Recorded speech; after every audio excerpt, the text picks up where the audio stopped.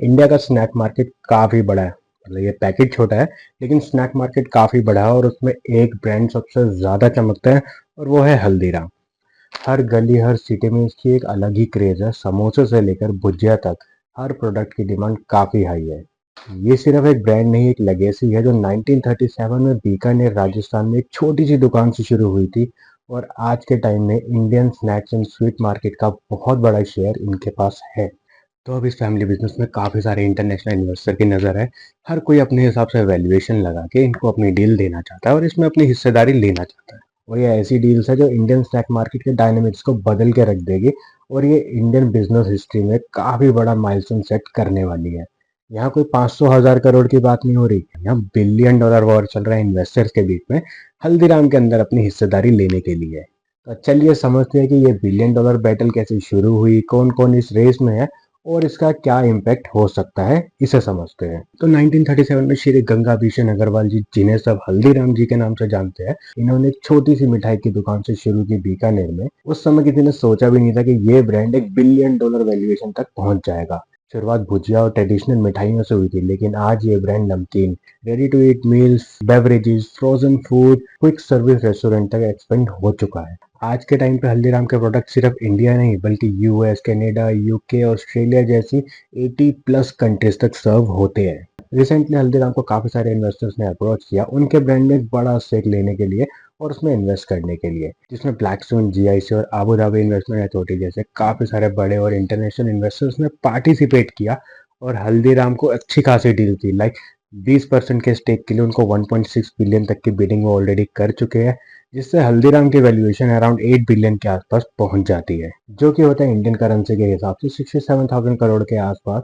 और हल्दीराम के लिए ये डील काफी सारे रास्ते खोल सकती है। और ये तो सिर्फ एक ऑफर जो मैंने अभी तक आपको बताया है, ऐसे बहुत सारे ऑफर्स हैं जो मैं आपको अभी आगे बताने वाला हूँ और क्या उनके इम्पैक्ट्स होंगे वो भी मैं आपके साथ शेयर करने वाला हूँ।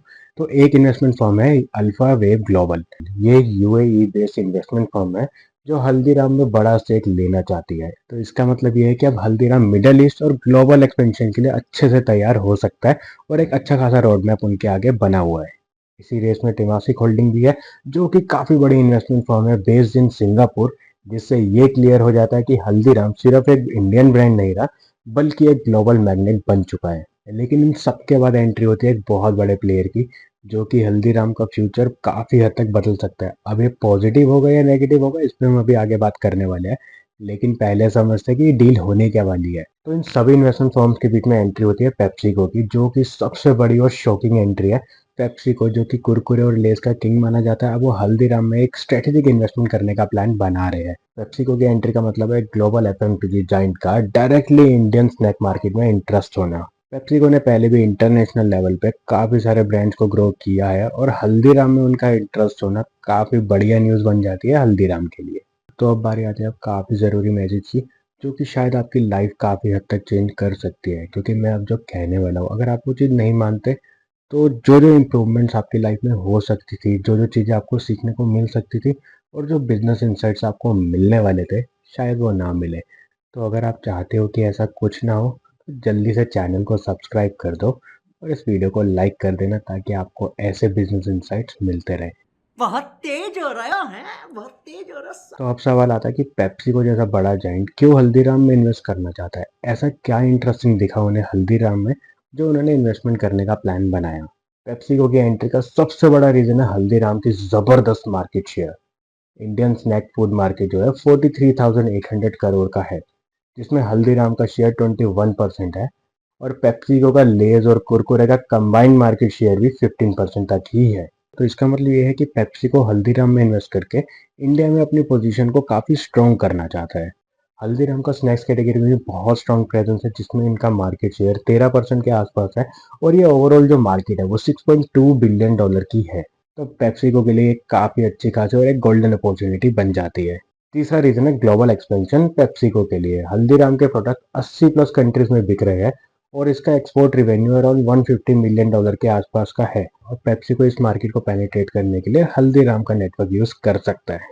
हल्दीराम भले ही सबसे बड़ा प्लेयर है मार्केट में, लेकिन धीरे धीरे काफी सारे कॉम्पिटिटर्स आ रहे हैं, जैसे कि बीकाजी, बालाजी, बीकानेर वाला, जैसे ब्रांड्स भी बहुत तेजी से बढ़ रहे हैं, तो क्या क्या बेनिफिट्स और चैलेंजेस आ सकते हैं अगर पेप्सी को हल्दीराम में इन्वेस्टमेंट करता है।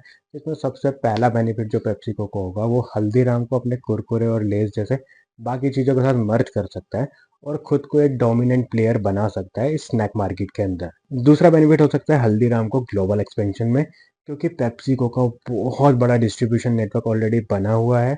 तो हल्दीराम को इसमें काफ़ी हेल्प मिलेगा अपने प्रोडक्ट को एग्रेसिवली एक्सपेंड करने के लिए, और उन एरियाज को रीच आउट कर सकता है जहां अभी उनकी प्रेजेंस नहीं है। देखो, बेनिफिट्स की बात तो हो गई, लेकिन अब इस पार्टनरशिप के बाद क्या क्या चैलेंजेस आ सकते हैं उस पर बात कर लेते हैं।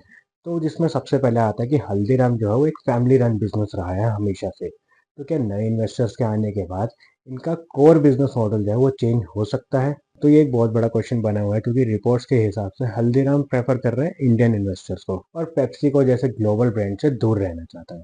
चलो आप मुझे बताओ कि पेप्सिको के साथ पार्टनरशिप करना क्या एक अच्छा डिसीजन होगा हल्दीराम के लिए, या फिर उन्हें अपनी एक इंडियन आइडेंटिटी जो एक पहले से प्रेजेंस है उसको मेंटेन रखना चाहिए? ये आप लोग मुझे कमेंट करके बताओ। हल्दीराम एक लेगेसी बिजनेस है जो काफी जनरेशन से चलता आ रहा है। क्या वो लोग एक कॉर्पोरेट जाइंट के अंदर काम करने के लिए रेडी होगे भी या नहीं, वो एक बहुत बड़ा सवाल बना हुआ है।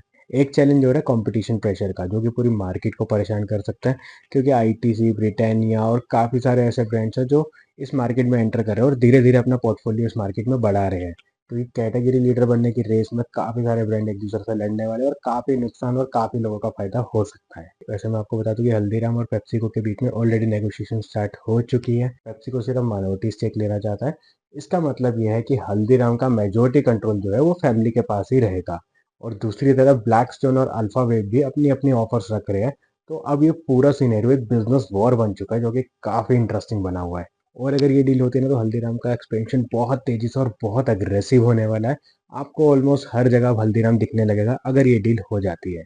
इंडियन नमकीन और स्नैक्स मार्केट जो कि 1.3 लाख करोड़ के आसपास का है, और हल्दीराम का ऑलरेडी उसमें 38.5% का शेयर है। अभी तक इसमें कुछ फाइनल डिसीजन हुआ नहीं है, लेकिन पेप्सिको का इंडियन स्नैक मार्केट में इंटरेस्ट होना, स्पेशली हल्दीराम जैसे ब्रांड में इंटरेस्ट होना, तो ब्रांड की वैल्यू और पावर को काफी स्ट्रॉन्ग बना देता है। अगर पेप्सिको का इन्वेस्टमेंट होता है तो हल्दीराम भी कोका कोला और थम्स अप के जैसा एक ग्लोबल ब्रांड बन सकता है।